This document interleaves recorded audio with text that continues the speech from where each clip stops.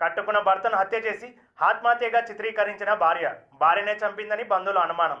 స్నేహితులు బంధువులు తెలిపిన వివరాల ప్రకారం నాగర్ కర్నూలు జిల్లా కేంద్రంలో బీసీ కాలనీలో సాయిబాబా అనే వ్యక్తి నివాసం ఉండేవాడు. గత నెల ఆగస్టు 22న నందిని అనే మహిళతో పెద్దల సమక్షంలో వివాహం జరిగింది. అప్పటి నుంచి భార్య భర్తను తరచూ అవమానపరుస్తూ ఉండేదని, భార్య ఇద్దరు వ్యక్తులతో ఫోన్ చాటింగ్ చేస్తుండగా భర్త కంటపడడంతో మంగళవారం రాత్రి ప్లాన్ ప్రకారం సాయిబాబాని హత్య చేసి ఉరివేసి ఆత్మహత్యగా చిత్రీకరించిందని బంధువులు తెలిపారు. ఇది ఆత్మహత్య కాదు, ఖచ్చితంగా హత్యేనని బుధవారం పోలీస్ స్టేషన్లోని సాయిబాబా వాళ్ళ అక్క వాళ్ళ బంధువులు పోలీస్ స్టేషన్లో కంప్లైంట్ ఇవ్వగా నార్కల్ జిల్లా ఆసుపత్రిలోని మార్చర్లో ఉన్న డెడ్ బాడీని నార్కల్ సెకండ్ ఎస్ఐ రమాదేవి పరిశీలించారు. సాయిబాబా మృతదేహాన్ని తీసుకుపోనివ్వకుండా బంధువులు అడ్డుకున్నారు. పోలీసులు దర్యాప్తులో నిజాలు తేల్చి తన ఇన్స్టాగ్రామ్లో చాటింగ్ చేసిన ఇద్దరు వ్యక్తులను అరెస్ట్ చేయాలని కోరగా మృతి చెందిన సాయి తన తల్లిదండ్రులు చిన్నప్పుడే కోల్పోయాడు. ఈ ఘటనపై నార్కల్ ఎస్ఐ గోవర్ధన్ దర్యాప్తు చేపట్టారు.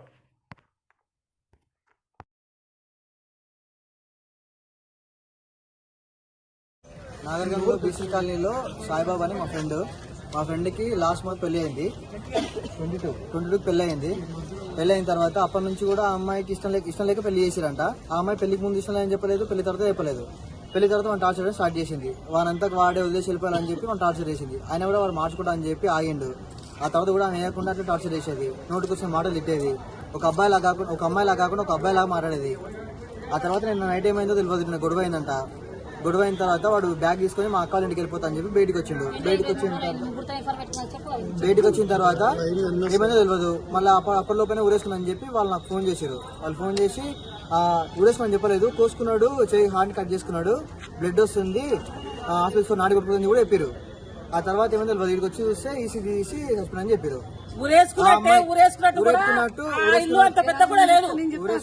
క్రియేట్ చేశారు. లేదు, ఖచ్చితంగా ఏదో జరిగింది. ఆ అమ్మాయి మీద మాకు అనుమానంగా ఉంది. ఆ అమ్మాయికి ఇంకా ఎఫ్ఐఆర్స్ కూడా ఉన్నాయని మాకు తెలిసింది. నా కొడుకు మా మామ కొడుకు నా కొడుకే అవుతాడు. ఈ విధంగా జరిగింది. నేను లేకుండా నిన్న సాయంత్రం 6 గంటలకు 5 గంటల 5 నిమిషాలకు ఈ విషయం తెలిసి మాత్రమే మేము వచ్చినాం. ఏం జరిగింది? ఇట్లా ఉరి వస్తున్నాడని తెలిసినంత మాత్రమే ఉరి వసుకొని తెలిస్తే ఎట్లా ఉరి వచ్చిన కాట్లు కూడా లేవు. నందిని పేరు నందిని, వాళ్ళ భార్య పేరు భార్య. ఆ భార్య కూడా మాకు అమ్మగా కూడా మాకు తెలియదు. ఇంతవరకు ఆమె ఎవరో కూడా మాకు తెలియదు.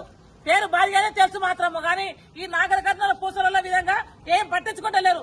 ఈ పోలీసులు కూడా పట్టించుకుంటలేరు. మాకు ఏ న్యాయం లేదు.